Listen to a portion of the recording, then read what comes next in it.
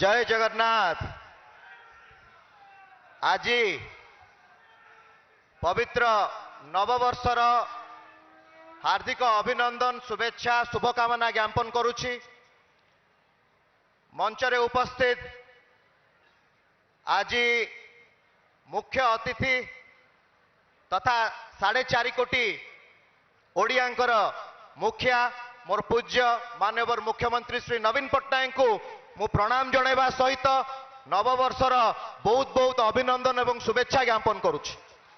मंचरे अछंती मान्यवर मंत्रीगण मुझे मोर नमस्कार जनाऊँच। मान्यवर विधायकगण मुझे मोर नमस्कार जनाऊँच। मंचरे कटक एवं भुवनेश्वर मेयर तथा समस्त ऑफिशियल्स मंच सम्मुखरे उपस्थित थिबा मोर पूज्य गुरुजन माँ माने बड़ भाई बड़ भौणी दादा खुड़ी भाई भौणी समस्त को आज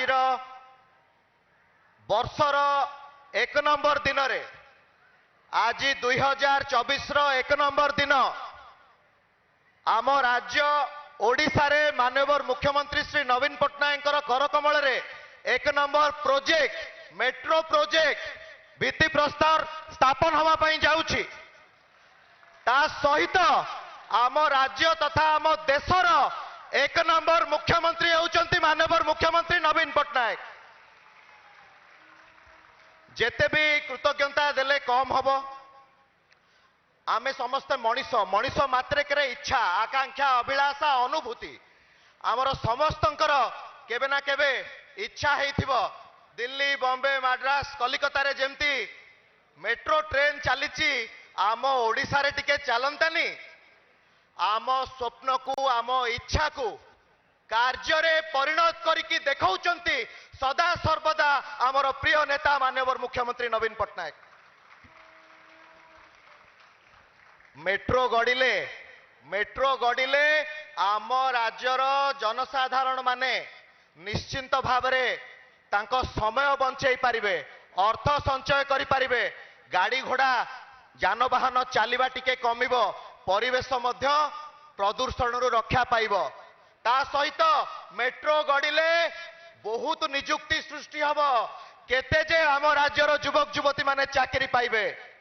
मो पूज्य पिता डॉक्टर प्रभात विश्वाल जहां को मु आज भी विधायक बोली माने सदा सर्वदा कहती माननीय मुख्यमंत्री श्री नवीन पट्टनायक ओडिशा को सारा विश्व रे गोटे स्वतंत्र परिचय देबे एवं प्रबाद पुरुष बिजू पट्टनायक को श्रेष्ठ श्रद्धांजलि देबे। पुनर्बार समस्त को मंचासीन अतिथि मान को प्रणाम जणई आज ए ऐतिहासिक भुवनेश्वर मेट्रो रेल प्रोजेक्ट रो शुभ शिलान्यास रे माननीय मुख्यमंत्री को मु पुनर्बार प्रणाम जणई मोर वक्तव्य को एठी शेष करुछि। नमस्कार।